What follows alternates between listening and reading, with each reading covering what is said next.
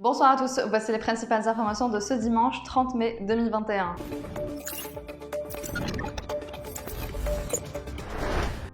La compagnie aérienne nationale Air Algérie a entamé ce dimanche la vente des billets d'avion suite à la décision des autorités relative à l'ouverture partielle de l'espace aérien sur l'international. Un afflux important de clients a été observé dès les premières heures de la journée au niveau de l'agence de la place Audin, la seule qui a accueilli les clients en cette première journée de reprise des réservations, et ce malgré tous les appels au boycott lancés sur les réseaux sociaux.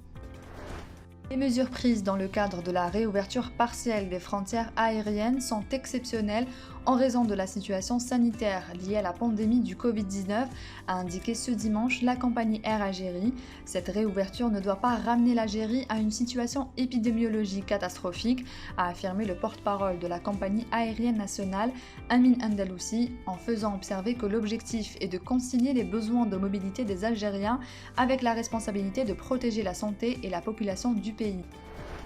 Le transport ferroviaire de voyageurs a repris ce matin pour la desserte reliant Constantine à Djidel en aller-retour, a indiqué le directeur régional de la Société nationale du transport ferroviaire, conformément à la décision gouvernementale portant reprise progressive et contrôlée du transport interwilaya par train. Les horaires de départ et de retour peuvent être consultés sur le site web de la SNTF et également sur la page de l'entreprise sur les réseaux sociaux.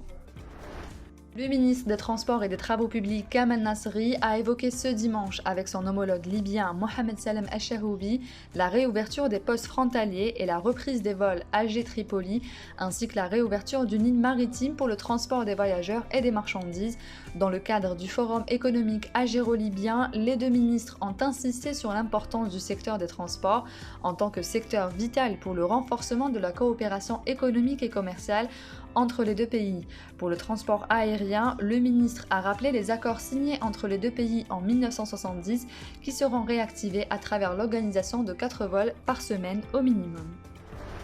Plus de 2400 enfants ont été victimes de différentes formes de violence, dont 1035 cas de coups et blessures volontaires au cours des 4 premiers mois de 2021, a indiqué dimanche à Alger la responsable du Bureau de protection des personnes vulnérables à la Direction générale de la Sûreté nationale, la commissaire de police Yasmine Khouas, lors d'une conférence organisée au Forum de la Sûreté nationale à l'occasion de la Journée mondiale de l'enfance. Le président de la Fondation nationale pour la promotion de la santé et le développement de la recherche,